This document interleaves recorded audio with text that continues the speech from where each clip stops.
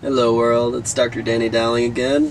I am a registered naturopathic doctor in the state of Colorado, and I wanted to come back and talk about gas and bloating and food sensitivities versus food allergies. So let's start off with what is the difference between food sensitivities and food allergies.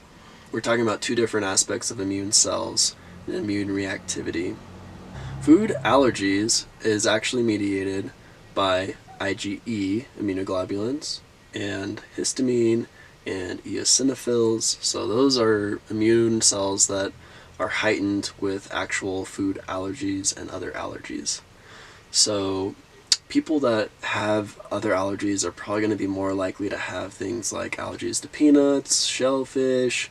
You can have allergies, I have a whole list of foods here. Dairy, egg, soy, wheat, tree nuts, things I already mentioned before.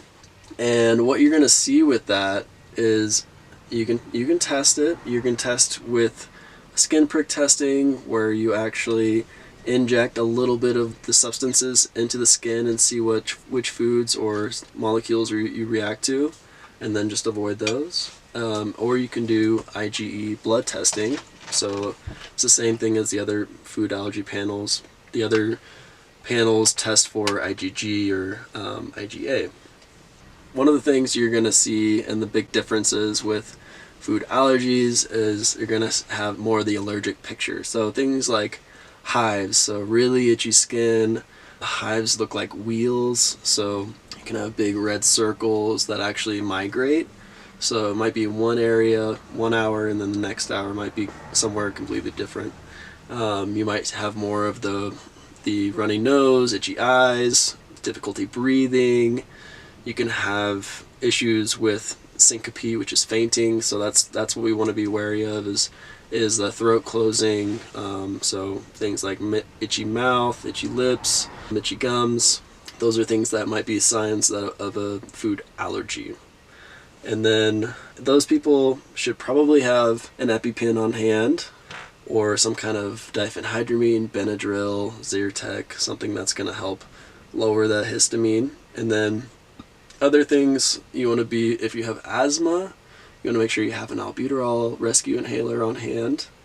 And you can also use other things like oxygen masks or H2 blockers, which are actually used, like ranitidine is used with heartburn and GERD and things like that. But that can actually be used in those allergic reactions as well. So on to food sensitivities.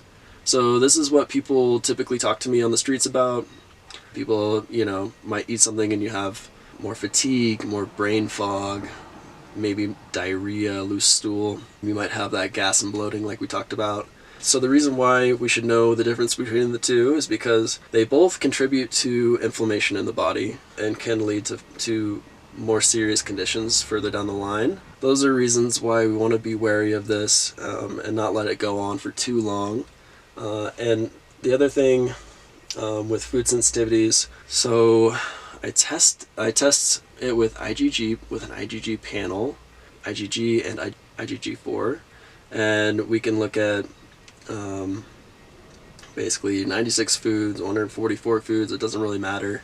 It's really just getting an eye on which foods are causing the most elevation in IgG, and then we can eliminate those foods. So that's why I use these food sensitivity panels and food allergy panels to guide people in eliminating those foods from their diet and helping the immune system kind of reset and go back to zero. And then you can test those foods again, and sometimes you don't react to foods that you were before, and then you can find the biggest culprits and keep those out of your diet for a little bit longer. That's what I tell people, is it's not like a permanent thing. You might not react to these foods forever or have to keep them out of your diet forever. It's just kind of letting your immune system calm down and letting the inflammation calm down.